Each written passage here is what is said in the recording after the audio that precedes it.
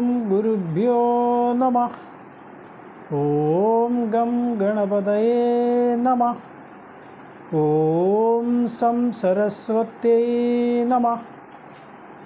കോമളം കൂജയൻ വേണും ശ്യാമളോയം കുമാരകഃ വേദവേദ്യം പരം ബ്രഹ്മ ഭാസതാം പുരതോ മമ. എല്ലാവർക്കും നമസ്കാരം. ഇന്ന് ശ്രീമദ് ഭഗവത്ഗീതയിലെ 2-ാം അധ്യായത്തിലെ 61 മുതൽ 64 വരെയുള്ള ശ്ലോകങ്ങൾ നോക്കാം. താനി സർവാണി സംയമ്യ യുക്ത ആസീത മത്പരഃ വശേ ഹി യസ്യേന്ദ്രിയാണി തസ്യ പ്രജ്ഞാ പ്രതിഷ്ഠിത. താനി സർവാണി സംയമ്യ യുക്തഃ ആസീത മത്പരഃ വശേ ഹി യസ്യ ഇന്ദ്രിയാണി തസ്യ പ്രജ്ഞാ പ്രതിഷ്ഠിത. താനി സർവാണി സംയമ്യ, അവയെ എല്ലാം നിയന്ത്രിച്ചിട്ട്, പൂർണ്ണമായി നിയന്ത്രിച്ചിട്ട്, യുക്ത ആസീത മത്പരഃ, യോഗയുക്തനായിട്ട്, മത്പരഃ, എന്നിൽ തന്നെ ശ്രദ്ധ കേന്ദ്രീകരിക്കുന്നവനായിട്ട് ഇരിക്കുന്നവൻ, യസ്യ, അയാളുടെ, ഇന്ദ്രിയാണി വശേ ഹി, അയാളുടെ ഇന്ദ്രിയങ്ങൾ എല്ലാം അയാളുടെ അധീനതയിൽ ആണ് എങ്കിൽ, തസ്യ, അവൻ്റെ, പ്രജ്ഞ പ്രതിഷ്ഠിത, അവൻ്റെ ബുദ്ധി ഉറച്ചതാണ് എന്ന് പറയും. ഏതൊരാളാണോ എന്നിൽ തന്നെ ശ്രദ്ധയുള്ളവനായിട്ട്, അല്ലെങ്കിൽ ഏകാഗ്രമായി എന്നെ തന്നെ ധ്യാനിക്കുന്നവൻ, എല്ലാ ഇന്ദ്രിയങ്ങളുടെ വ്യാപാരങ്ങളെയും നിയന്ത്രിച്ചുകൊണ്ട് ഇന്ദ്രിയങ്ങളെ ഒക്കെ അടക്കിയവൻ, അയാളെ സംബന്ധിച്ചിടത്തോളം ബുദ്ധി ഉറച്ചവൻ എന്ന് പറയാം. പല വിഷയങ്ങളിലേക്കും നമ്മുടെ ജ്ഞാനേന്ദ്രിയങ്ങൾ അലയുന്നത് സ്വാഭാവികമാണ്. ആ ജ്ഞാനേന്ദ്രിയങ്ങളെ ഒക്കെ യഥേഷ്ടം സഞ്ചരിക്കുവാനായിട്ട് വിട്ടുകഴിഞ്ഞാൽ അത് നമ്മളെ എവിടെയെല്ലാം കൊണ്ടുചെന്നെത്തിക്കും എന്നത് സങ്കല്പിക്കാൻ പോലും കഴിയുന്നതല്ല. അങ്ങനെയുള്ള ആ ഇന്ദ്രിയങ്ങളെ എല്ലാം തന്നിലേക്ക് തന്നെ നിയന്ത്രിച്ച് പിടിക്കുക എന്ന് പറഞ്ഞാൽ, ഒരു രഥത്തിൽ ഇരിക്കുന്ന തേരാളി 5 കുതിരകളെ പൂട്ടിയിരിക്കുന്ന ഒരു രഥത്തെ എങ്ങനെ നിയന്ത്രിക്കുന്നു എന്നതുപോലെ ഇരിക്കും. ഈ 5 ജ്ഞാനേന്ദ്രിയങ്ങളും 5 ദിക്കുകളിലേക്ക് നമ്മളെ വലിച്ചുകൊണ്ട് പോകുമ്പോൾ, ഇവയെ എല്ലാം നമ്മളുടെ നിയന്ത്രണത്തിലാക്കി നിർത്തണമെങ്കിൽ മനസ്സ് എത്രമാത്രം ശക്തമായിരിക്കണം, അല്ലെങ്കിൽ എത്രമാത്രം പ്രയത്നിക്കണം എന്നെല്ലാം ചിന്തിക്കാവുന്നതാണ്. അങ്ങനെയുള്ള ആ ഇന്ദ്രിയങ്ങളെ ഒക്കെ അടക്കിയതിന് ശേഷം ഏകാഗ്രമായിട്ട് ഈശ്വരനെ തന്നെ ഉപാസിക്കുവാൻ കഴിയുന്ന ഒരാൾ, അയാളെ സംബന്ധിച്ചിടത്തോളം നമുക്ക് ബുദ്ധി ഉറച്ചവൻ അല്ലെങ്കിൽ സ്ഥിതപ്രജ്ഞൻ എന്നെല്ലാം പറയാമെന്നാണ് ഭഗവാൻ ഇവിടെ പറയുന്നത്. ഈ ജ്ഞാനേന്ദ്രിയങ്ങൾ സദാസമയവും അതിൻ്റേതായ ഇന്ദ്രിയ വിഷയങ്ങൾക്ക് പിന്നാലെ പായുന്നവയാണ്. കണ്ണ്, ചെവി, മൂക്ക്, നാക്ക്, ത്വക്ക് എന്ന് പറയുന്ന ഈ 5 ജ്ഞാനേന്ദ്രിയങ്ങളും അതിൻ്റെ വിഷയങ്ങളാവുന്ന തന്മാത്രകൾ, ശബ്ദസ്പർശ രൂപരസഗന്ധങ്ങളെ തേടി പോകുന്നവയാണ്. അത് എപ്പോഴാണോ ഒരാൾക്ക് അവയെ എല്ലാം, ആ ഇന്ദ്രിയങ്ങളെ എല്ലാം ഇന്ദ്രിയ വിഷയങ്ങളിൽ നിന്ന് പിൻവലിച്ച് മനസ്സിലേക്ക് ഏകാഗ്രമാക്കി നിർത്തുവാൻ സാധിക്കുന്നത്, അവരെയാണ് സ്ഥിതപ്രജ്ഞൻ എന്ന് പറയുന്നത്. ഇത് അത്ര എളുപ്പമായിട്ടുള്ളൊരു കാര്യമാണെന്ന് ഒരിക്കലും തെറ്റിദ്ധരിക്കരുത്. കാരണം ഇത് എത്ര ദുഷ്കരമാണ് എന്നത് മുൻപൊരു ഉപനിഷത്തിലെ ശ്ലോകത്തെ ഉദ്ധരിച്ചുകൊണ്ട് പറഞ്ഞു.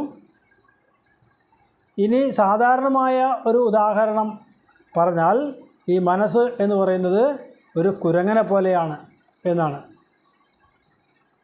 ഈ കുരങ്ങനെ അല്പം ഭ്രാന്തുണ്ടെങ്കിൽ, കൂടാതെ ആ കുരങ്ങനെ ഒരു തേള് കടിച്ചിട്ടുണ്ടെങ്കിൽ ഏത് അവസ്ഥയിലായിരിക്കും ആ കുരങ്ങൻ പെരുമാറുക എന്ന് ചിന്തിച്ച് നോക്കിക്കഴിഞ്ഞാൽ അതിന് ഏകദേശം സമാനമായ ഒരു അവസ്ഥയിലാണ് നമ്മളുടെ എല്ലാം മനസ്സ് വ്യാപരിക്കുന്നത് എന്നാണ് പറയപ്പെടുന്നത്. അപ്രകാരമുള്ള ആ മനസ്സിനെ എങ്ങനെ നിയന്ത്രിക്കണം എന്നത് വളരെയധികം വിശദമായിട്ട് പഠിക്കേണ്ട ഒരു വിഷയം തന്നെയാണ്. ഗീതയിൽ തന്നെ ഭഗവാനോട് അർജുനൻ ചോദിക്കുന്നുണ്ട്, ഇങ്ങനെ പല ദിക്കുകളിലേക്ക് സഞ്ചരിക്കുന്ന ഈ മനസ്സിനെ എങ്ങനെയാണ് നിയന്ത്രിക്കുക എന്ന് ചോദിക്കുമ്പോൾ ഭഗവാൻ ഉത്തരം പറയുന്നുണ്ട്. അസംശയം മഹാബാഹോ മനോ ദുർനിഗ്രഹം ചലം അഭ്യാസേനത് കൗന്ദേയ വൈരാഗ്യേണ ച ഗൃഹ്യതേ. ഒരു സംശയവുമില്ല അർജുന, ഈ മനസ്സ് എന്ന് പറയുന്നത് നിയന്ത്രിക്കാൻ വളരെ വിഷമമുള്ളതാണ്. അതിനെ അഭ്യാസേന, നിരന്തരമായ അഭ്യാസം കൊണ്ടും, വൈരാഗ്യേണച, വിരാഗം എന്നുള്ള മനസ്സിൻ്റെ ആ അവസ്ഥയെ കൊണ്ടുമാണ് നമുക്ക് സാവധാനത്തിൽ നേടിയെടുക്കാൻ കഴിയുന്നത് എന്നാണ് പറയുന്നത്. അതെല്ലാം നിരന്തരമായ പരിശീലനത്തിലൂടെ മാത്രം എത്തിപ്പെടാൻ കഴിയുന്ന ഒരു ലക്ഷ്യസ്ഥാനമായിട്ടാണ് ഈ യസ്യ പ്രജ്ഞാ പ്രതിഷ്ഠിത എന്നുള്ള ചോദ്യത്തെ നമ്മൾ സമീപിക്കേണ്ടത്. ഏതൊരാളുടെ പ്രജ്ഞയാണോ പ്രതിഷ്ഠിതമായിരിക്കുന്നത്, അല്ലെങ്കിൽ ബുദ്ധിയാണോ ഉറച്ചതായിരിക്കുന്നത്, ആ ലക്ഷ്യസ്ഥാനത്തിലേക്ക് എത്തണമെങ്കിൽ വളരെയേറെ പ്രയത്നിക്കേണ്ടിയിരിക്കുന്നു എന്നുകൂടി ഇവിടെ സൂചിപ്പിക്കുന്നു ഭഗവാൻ. താനി സർവാണി സംയമ്യ യുക്ത ആസീത മത്പരഃ വശേ ഹി യസ്യേന്ദ്രിയാണി തസ്യ പ്രജ്ഞാ പ്രതിഷ്ഠിത. അടുത്ത 2 ശ്ലോകങ്ങൾ ഒരുമിച്ചാണ് ചേർന്ന് അർത്ഥം പറയേണ്ടത്. ധ്യായതോ വിഷയാൻ പുംസഃ സംഗസ്തേഷൂപജായതേ സംഗാത് സംജായതേ കാമഃ കാമാത് ക്രോധോഭിജായതേ ക്രോധാത് ഭവതി സമ്മോഹഃ സമ്മോഹാത് സ്മൃതിവിഭ്രമഃ സ്മൃതിഭ്രംശാത് ബുദ്ധിനാശോ ബുദ്ധിനാശാത് പ്രണശ്യതി. ധ്യായതഃ വിഷയാൻ പുംസഃ സംഗഃ തേഷു ഉപജായതേ സംഗാത് സംജായതേ കാമഃ കാമാത് ക്രോധഃ അഭിജായതേ ക്രോധാത് ഭവതി സമ്മോഹഃ സമ്മോഹാത് സ്മൃതിവിഭ്രമഃ സ്മൃതിഭ്രംശാത് ബുദ്ധിനാശഃ ബുദ്ധിനാശാത് പ്രണശ്യതി. ധ്യായതോ വിഷയാൻ പുംസഃ, ഏതൊരു പുമാനാണോ ധ്യായതഃ വിഷയാൻ, ആ ഇന്ദ്രിയ വിഷയങ്ങളെ ധ്യാനിക്കുന്നത്, സംഗഃ തേഷു ഉപജായതേ, സംഗഃ അതിനോടൊരു ഒട്ടൽ, തേഷു ആ വിഷയങ്ങളോട് ഒരു ഒട്ടൽ, ഉപജായതേ ജനിക്കുന്നു, ഉണ്ടാവുന്നു. സംഗാത് സംജായതേ കാമഃ, ഇപ്രകാരം ഒരു സംഘം അല്ലെങ്കിൽ ഒരു അടുപ്പം തോന്നിക്കഴിഞ്ഞാൽ അത് ഒരു ആഗ്രഹമായിട്ട്, ഒരു കാമമായിട്ട് പരിണമിക്കുന്നു. കാമാത് ക്രോധഃ അഭിജായതേ, ഈ കാമത്തിൽ നിന്നും ക്രോധം ഉണ്ടാകുന്നു.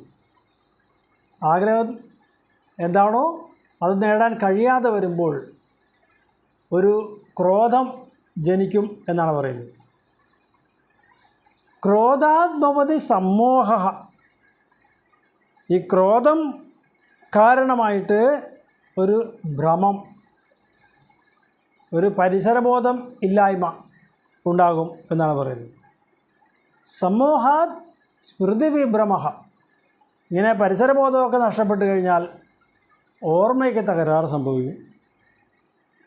സ്മൃതിഭ്രംശാത് ബുദ്ധിനാശഃ, ഇങ്ങനെ ഓർമ്മക്കുറവുണ്ടായിക്കഴിഞ്ഞാൽ ബുദ്ധി നശിക്കും. ബുദ്ധിനാശാത് പ്രണശ്യതി, ബുദ്ധി നശിച്ചു കഴിഞ്ഞാൽ പിന്നെ പൂർണ്ണമായ നാശമാണ് ഉണ്ടാകുക, മറ്റൊന്നും നശിക്കാൻ ബാക്കിയില്ല എന്നാണ്. അപ്പോൾ ആരാണോ ഇന്ദ്രിയ വിഷയങ്ങളെ ധ്യാനിച്ച് താലോലിച്ച് അത് ലഭിക്കണം എന്ന് ആഗ്രഹിക്കുന്നത്,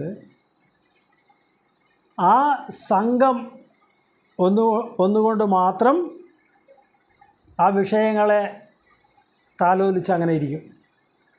ഈ സംഘം ഉണ്ടായിക്കഴിഞ്ഞാൽ അത് ഒരു ആഗ്രഹത്തെ ഉണർത്തും, അല്ലെങ്കിൽ കാമം ഉണർത്തും. ഈ കാമം എന്ന് പറഞ്ഞാൽ ആഗ്രഹം എന്നേ അർത്ഥമുള്ളൂ. അപ്പോൾ ധ്യാനിക്കുന്ന ആ ഇന്ദ്രിയ വിഷയത്തെ കാമിക്കുക അല്ലെങ്കിൽ ആഗ്രഹിക്കുക എന്നുള്ള അവസ്ഥയുണ്ടാകുന്നു. ഇനി ആഗ്രഹിച്ച വസ്തു ലഭിക്കുന്നില്ല എന്ന് കരുതുക. ആ അവസ്ഥയിൽ കാമ ക്രോധ അഭിജായതേ, ആ ആഗ്രഹത്തിൽ നിന്ന് പൂർത്തി വരുന്നില്ല എങ്കിൽ ക്രോധം ഉണ്ടാകുന്നു. ക്രോധാത് ഭവതി സമ്മോഹ, ആ ക്രോധം കാരണമായിട്ട് ഒരു മോഹ അവസ്ഥയിലേക്ക് പോകും, അല്ലെങ്കിൽ ഒരു ഭ്രമം എന്ന് പറയുന്ന അവസ്ഥയിലേക്ക് പോകും. അങ്ങനെ പോയിക്കഴിഞ്ഞാൽ ആ ഭ്രമം, ആ സ്മൃതിഭ്രമം ബുദ്ധിനാശത്തിലേക്ക് നയിക്കും. ബുദ്ധിനാശാത് പ്രണശ്യതി, ബുദ്ധി നശിച്ചു കഴിഞ്ഞാൽ പിന്നെ പൂർണ്ണമായും നശിക്കും. പിന്നെ ഒന്നും നശിക്കാൻ ബാക്കിയില്ല എന്നാണ് പറയുന്നത്. നമ്മളുടെ എല്ലാം ഈ ജ്ഞാനേന്ദ്രിയങ്ങൾ അതിൻ്റെ ഇന്ദ്രിയ വിഷയങ്ങളാകുന്ന പഞ്ചതന്മാത്രകളിലേക്ക് വ്യാപരിക്കുമ്പോൾ ആ അവസ്ഥയിൽ നമുക്ക് ഏതൊരു ഇന്ദ്രിയ വിഷയമാണോ നമുക്ക് സുഖതമായി തോന്നുന്നത് അതിനെ താലോലിച്ചുകൊണ്ട് ആ വസ്തു കിട്ടണം എന്ന് ആഗ്രഹം ജനിക്കുന്നു. ഈ ആഗ്രഹിക്കുന്ന വസ്തു കിട്ടാതെ വരുമ്പോൾ നമുക്ക് എന്തെന്നില്ലാത്തൊരു ക്രോധം ജനിക്കുന്നു. ആ ക്രോധത്തിൽ നിന്ന് ഒരു പരിസരബോധം ഇല്ലായ്മ, നമ്മൾ ഏത് പ്രകാരത്തിൽ പ്രതികരിക്കും എന്ന് പറയാൻ കഴിയാത്ത ഒരവസ്ഥയിലേക്ക് എത്തിച്ചേരുന്നു. അങ്ങനെയുള്ള ആ അവസ്ഥയിൽ നിന്ന് ബുദ്ധി നശിക്കുന്ന ഒരവസ്ഥയിലേക്ക് നമ്മളെ കൊണ്ടുചെന്നെത്തിക്കും. ബുദ്ധി നശിച്ചാൽ പിന്നെ നശിക്കാൻ ബാക്കി ഒന്നുമില്ല. ഇവിടെ നമ്മൾ മനസ്സിലാക്കിയെടുക്കേണ്ടത്, ഏതൊരു വിഷയത്തിലേക്ക് നമ്മളുടെ മനസ്സ് കടക്കുമ്പോൾ അതിനെ മുളയിലേ നുള്ളാൻ കഴിഞ്ഞാൽ അവർക്ക് വിജയം സുനിശ്ചിതമാണ്. ഏതൊരു വസ്തുവിലേക്കാണോ നമ്മളുടെ ജ്ഞാനേന്ദ്രിയങ്ങൾ രസം കണ്ടെത്താനായിട്ട് ഉദ്യമിക്കുന്നത് അതിനെ തുടക്കത്തിൽ തന്നെ നിരോധിക്കാനായിട്ട് നമ്മളുടെ മനസ്സ് പരിപാകപ്പെടണം.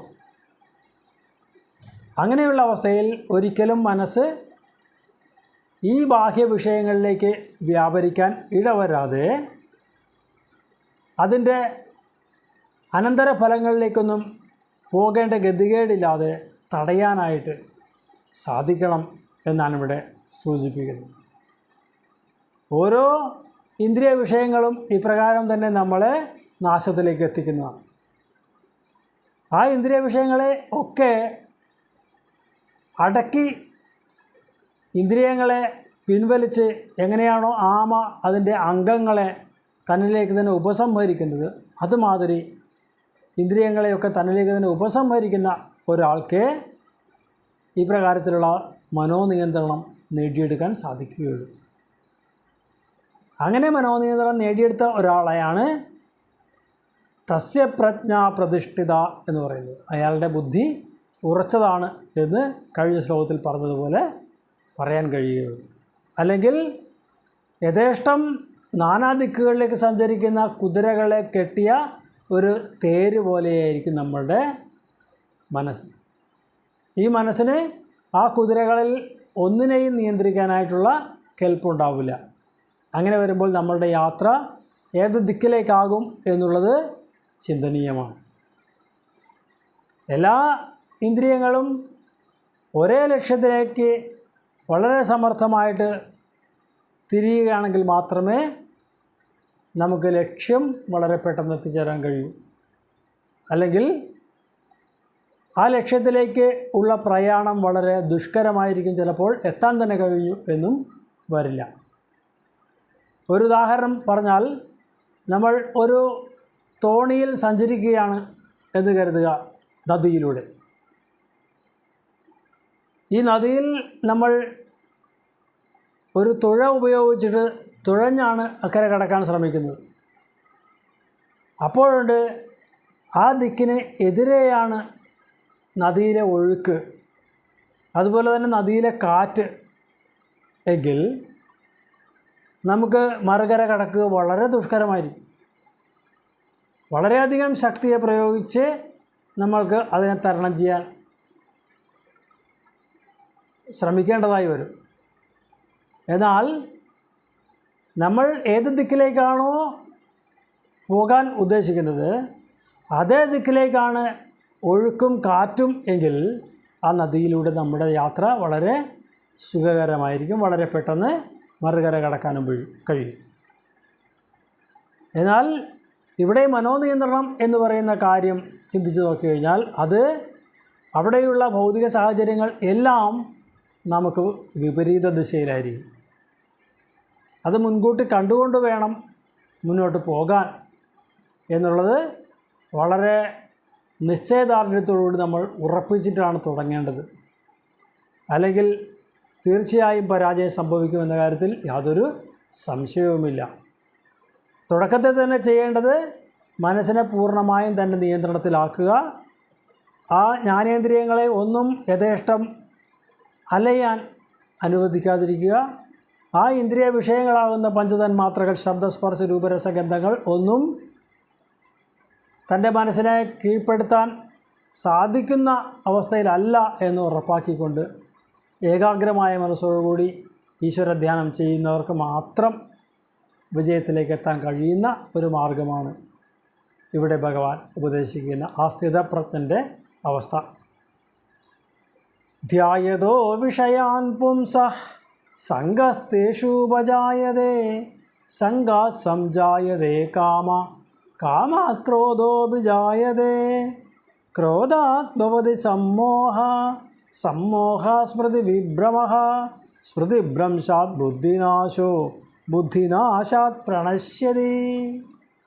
രാഗദ്വേഷവിയുക്തൈസ്തു വിഷയാനിന്ദ്രിയൈശ്ചരൻ ആത്മവശ്യൈർവിധേയാത്മാ പ്രസാദമധിഗച്ഛതി.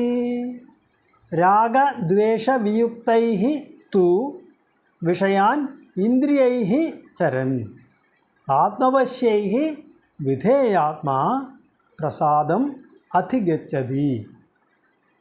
രാഗദ്വേഷവിയുക്തൈഃ തു, ആരാണോ രാഗവും ദ്വേഷവും എല്ലാം വർജിച്ചിരിക്കുന്നത്, ആത്മവശ്യൈഃ വിധേയാത്മാ, തൻ്റെ മനസ്സിനെ നിയന്ത്രിക്കാൻ കഴിയുന്ന ഒരാൾ തനിക്ക് സ്വാധീനങ്ങളായിരിക്കുന്ന ഇന്ദ്രിയൈഃ ചരൻ, ഇന്ദ്രിയങ്ങളോടുകൂടി സഞ്ചരിക്കുന്നവൻ പ്രസാദം അധിഗച്ഛതി, അവൻ ശാന്തിയെ പ്രാപിക്കുന്നു. അങ്ങനെയുള്ളവൻ വിഷയാൻ ഇന്ദ്രിയൈഃ ചരൻ, ഇന്ദ്രിയങ്ങളെ കൊണ്ട് വിഷയങ്ങളെ അനുഭവിക്കുന്നവനായാൽ പോലും ശാന്തിയെ പ്രാപിക്കുന്നു.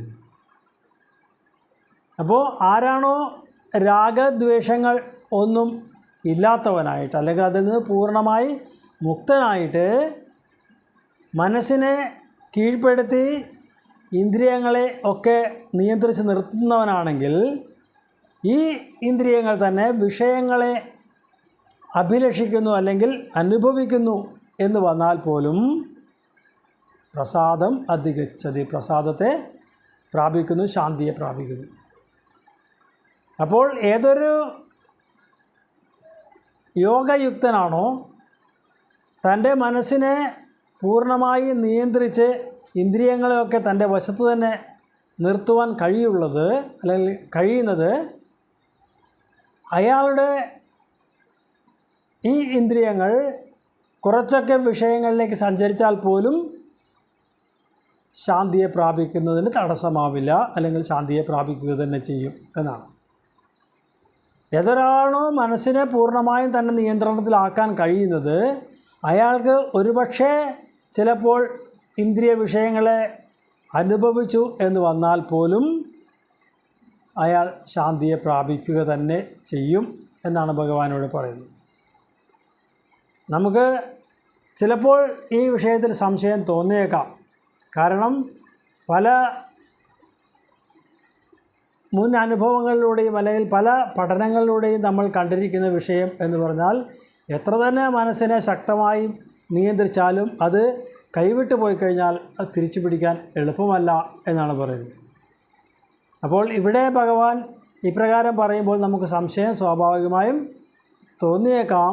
എങ്കിലും ആ മനോനിയന്ത്രണത്തിൻ്റെ ബാഹുല്യം അല്ലെങ്കിൽ അതിൻ്റെ ദൃഢത അത് ശക്തമാണ് എങ്കിലാണ് ഈ അവസ്ഥയെ പ്രാപിക്കാൻ അല്ലെങ്കിൽ ഈ അവസ്ഥയെ പ്രാപിക്കുവാൻ നമ്മെ പ്രാപ്തരാക്കുന്നത് എന്ന് മനസ്സിലാക്കണം. ദൃഢമായ